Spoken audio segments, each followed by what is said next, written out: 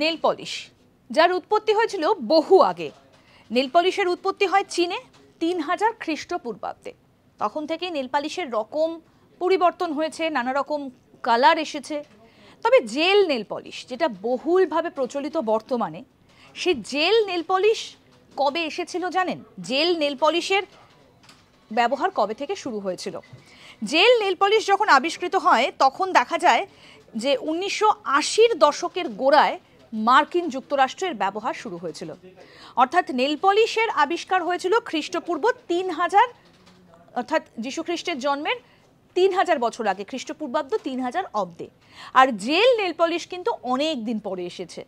1980 সাল নাগাদ মার্কিন যুক্তরাষ্ট্রে প্রথমেই জেল নেল পলিশের ব্যবহার হয়, যদিও এটাকে ঐতিহ্যগত নেল পলিশের মতো দীর্ঘস্থায়ী এবং আরও টেকসই বিকল্প হিসেবে গড়ে তোলা হয়। এরকম আরও অনেক অজানা আপডেট পেতে দেখতে থাকুন আজ তাক বাংলার ইউটিউব চ্যানেল।